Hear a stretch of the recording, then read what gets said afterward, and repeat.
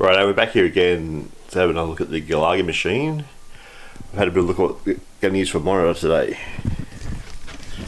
First things first, we'll get the glass out of the way. And what we had I found these two monitors. The first one was this one coming from Dad's place, and I figured out it's too small for the hole, so we had to rule that one out. So I found this one. This was actually used to be the monitor in the office here, in the front room, but we got upgraded to a bigger one. It's too big for the hole. I'm thinking, don't break it doing this one-handed. We could mount it something like that, maybe turn that around so it's offset differently and have more screen than what was previously in the machine. So this here, oh, there we go, it appears just to be sort of sitting in place somehow. Two there in the way. It's two brackets in the back there holding it in.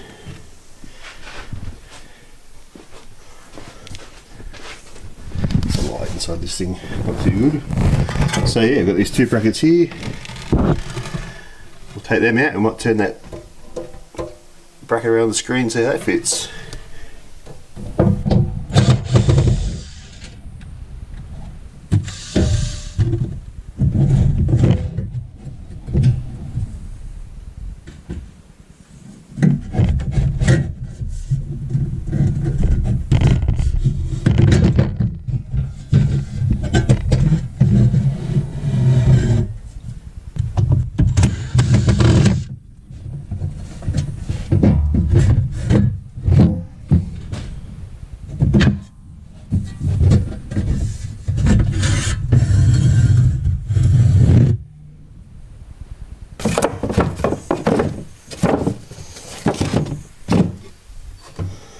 Starting to suspect he may have built this as a permanent fixture, but we'll have another look.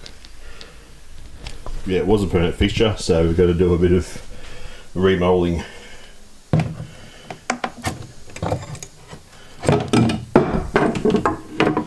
Hopefully that should release it enough. Ha! Right, I might need two hands of this, so I'll put the camera down for a minute.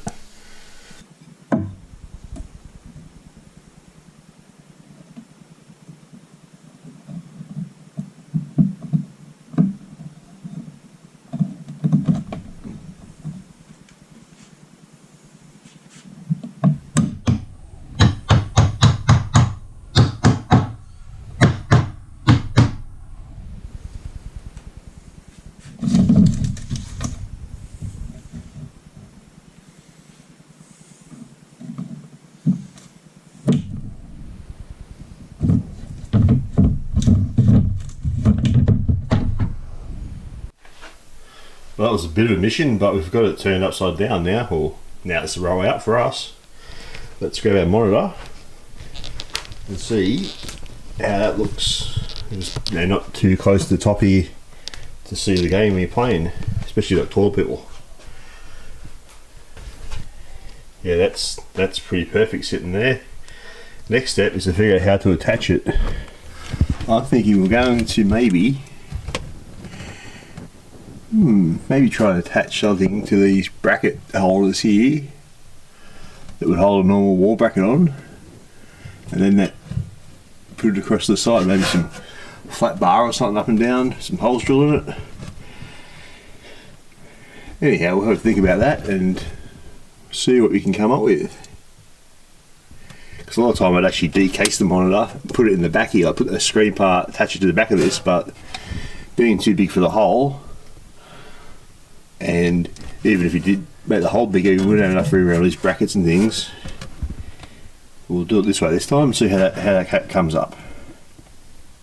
Right, so jump forward a little bit. In the meantime, this last time I took some videos, I've got the screen sort of mounted in place. It's going to live there somewhere. go around the back. And all it's got, we just put a bracket through the screw holes that would go on a normal wall mount. And actually hold in place. We can adjust it a little bit here and there if we have to. The next thing, we've got to find a power lead for it. I've got a cable there. And I think we might even mount the game board and stuff in this area. Like normally in a cabinet like this would live down the bottom like that, and that's where the back of your monitor would go, but it's got this nice flat thing here, so I might put the game board and whatnot here and just run the cables around, run the cable around the back there for the controls, which will live about there somewhere, and that should work. Alrighty, we're going to do a bit of a test here. We've got went down high games in Mayfield. They got a Pandora box multi-board, and then I borrowed PC power supply from other games. And it's got the with these things here. This short, the green, the black wires together. These things was run as you can run them as a 10 and 12 volt. Sorry, a 5 and 12 volt power supply out of there, which runs these boards. They have a plug on the side of most of these somewhere. This one might not. Righto, we might even use a different board to test. All we're going to do is test the monitor out today. So I'll just go borrow another board out of another machine. Right, I went and found this. This is the Game Wizard combo board, but this one has the PC plug here to run off this power supply here. So we might, I have to toss up either way. We might either leave this stuff in this machine. We've got a proper arcade power supply to use, which we'll use that yellow board. But anyhow, all we do is test the thing. So we'll put some cables in this, see if it lights up, and then we can put the plastic back over the screen, and this part of it's done. Righto, we've got our Game Wizard board connected to the VGA of the monitor there. Some power for the monitor. We've got some power for the power supply, which, as I said before, it's got the green and the black joined together, so we'll just start. And this should all be set right, because this wasn't a machine that set the VGA not to jammer. So we'll hit the power and we'll see what we get around the front. And there we are, Game Wizard.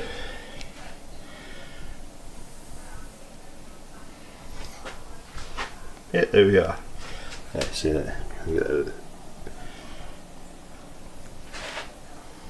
Actually, I might even use this Game Wizard board in this one, and we'll make it a project at the other machine and put the power supply and everything into that. Make something different. Anyhow, that's that there now. We're just going to put the perspex back on the front for now.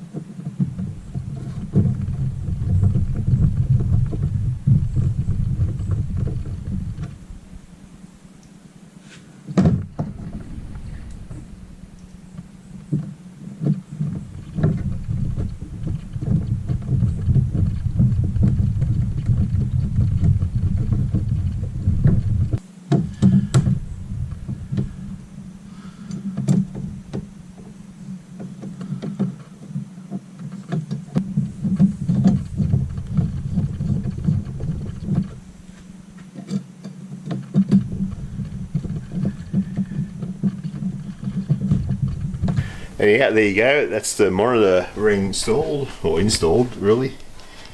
So the next step, we've got the jammer harness there, wants to come from Highway Entertainment down in Mayfield, and we'll get in the back here and we'll wire up the controls from down there into the board there, and we're one step closer to having a working video game. Anyhow, that's next time, and we'll see you then.